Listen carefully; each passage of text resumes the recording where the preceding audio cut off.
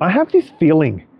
I think that the Geely EX2 is going to be bought by a lot of people from a heart basis, not a brain basis. So despite the fact that this car having 345 kilometers of range, which compares poorly against the GAC Aion UT, which has 430 kilometers of range for a similar price, or the MG4 Urban, which has 405 kilometers for a very similar price, I think that this car has a certain sort of inexplicable something, and that could explain why it is literally the most popular car sold in China at the moment. It's sold so many vehicles, crazy amounts. I'll show you on screen. It's rear-wheel drive, super fun, cute, but does the Geely EX2 make sense to buy in Australia compared to rivals like the GAC Aion UT and the MG4 Urban? I'll tell you what I think of this Inspire top spec Geely EX2 over the next few minutes, and some key strengths and weaknesses that you need to know about it. Please contribute. It really helps my independent, honest journalism for you. Maybe it's unfair to compare this against those two other vehicles because the EX2 is about 4.1 meters in length. The Aion UT is about 4.27 meters in length, and the MG4 Urban is about 4.4 meters in length. So the length and wheelbase, and therefore the interior space, is not really comparable between all of them.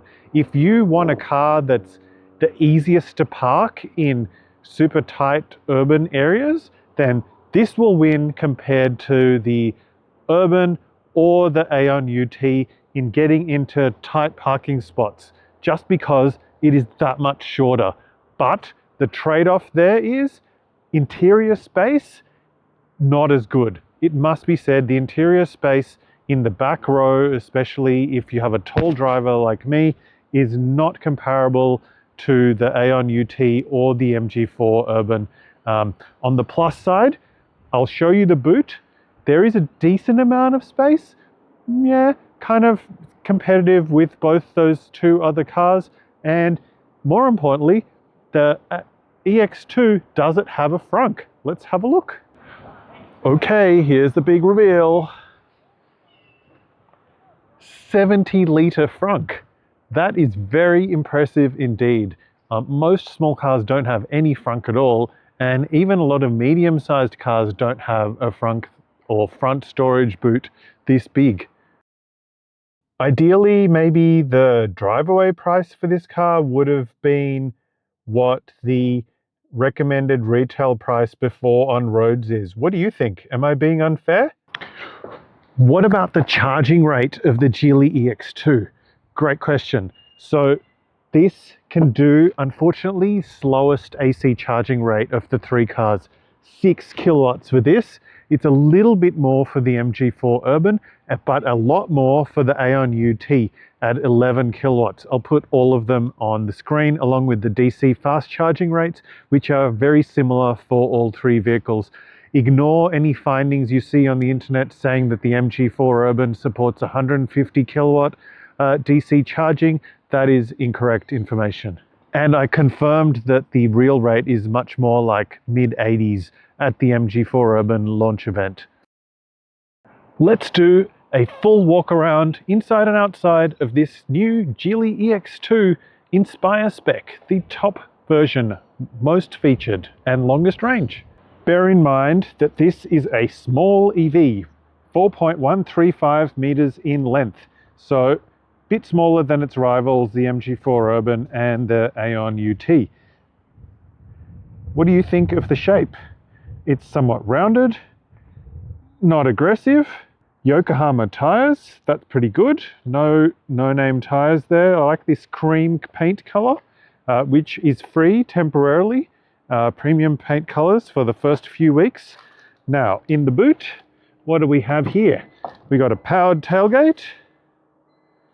We have a cargo cover, and we have all my stuff in there. Some garden pots, my shopping trolley, shopping bags, and a bunch of other stuff. 375 liters Part of that is because you don't get a flat boot floor. It's quite a deep, so entry is not flat, bear that in mind. And there's not a lot of depth to this boot. The two-tone with black here and cream looks very nice indeed. However, I have to tell you, be warned, as the owner of a white car with a black pearlescent roof, the white stays looking clean for a couple weeks after being washed. The black looks dusty and dirty as soon as you get light rain or a bit of dust on it. So there is a trade-off. And this, fine if you live in Tasmania or Canberra, but if you live in hot parts of Australia, this is going to help bake your car, and that means you'll have to run the air conditioning a lot more than if it had a light colored roof. Have a look inside. Yay, traditional door handles, flush to the car body, but with a nice recess to make it really easy to get in whether you're an adult or a child. Inside it is kind of dark, let's be honest. Dark grey material. Yes, it is soft feeling, but these are the door storage areas, pretty decent. It would have been nice if there was a lighter option, I guess. Anyway, seat features, not bad, and pouches for storage. What about down here? We've got one, well, that's a bit surprising, one USB-A socket. So that's a bit old, but oh well. At least there are vents, but there's, yep, directional as well, vents for either side. So that's good. Do we have pull-down cup holders and armrests? No, we do not. However, we do have ISOFIX points for car seats down here. Overall, kind of basic. There is a light though at the back for the back seat, and I guess for the whole car really. There's also lights for the front as well. But otherwise, pretty basic back seats with not a whole heap of legroom, bearing in mind that I am very tall at 6'3". I barely fit in. It would not be super comfortable to drive for very far like this. What about the front? Well, there's the same kind of door handle, but just on the driver's side, not on the passenger side, you also get a tiny button which locks the car or unlocks it, and also folds the mirrors, as you can see. It would have been nice if this button was on the passenger side as well, but hey, at least it's there for the driver. Let's open up again and go inside to have a look. Quite a decent door opening aperture space, I think, but I'll let parents decide, who have to put in lots of things like car seats. There you go, good controls there for locking windows, adjusting your side mirrors, door storage there, and electric seats, front and back, and tilt. Doesn't appear to be any separate lumbar support. Now, if we go inside, there's a front console. Inside here, plenty of storage space, not lined at the bottom, just plastic, but that's fine.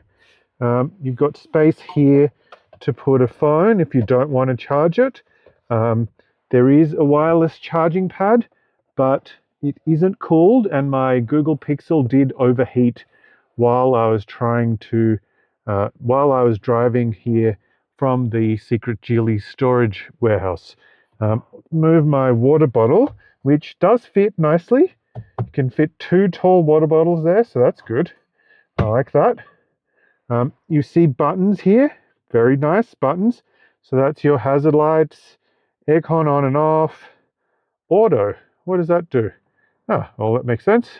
Auto air conditioning. We'll turn off auto and we'll turn off aircon. We've got the demister for the windshield, which is good. Oh no, sorry, that's fan on and off.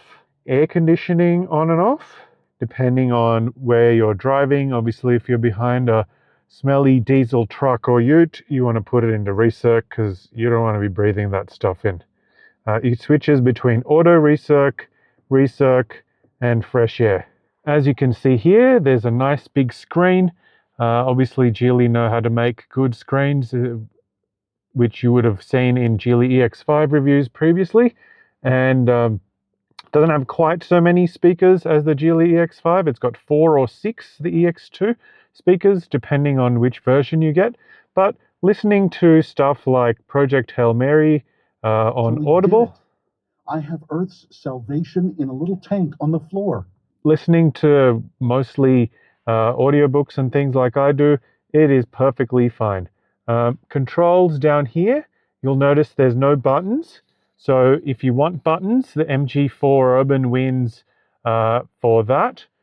This is maps, built-in maps,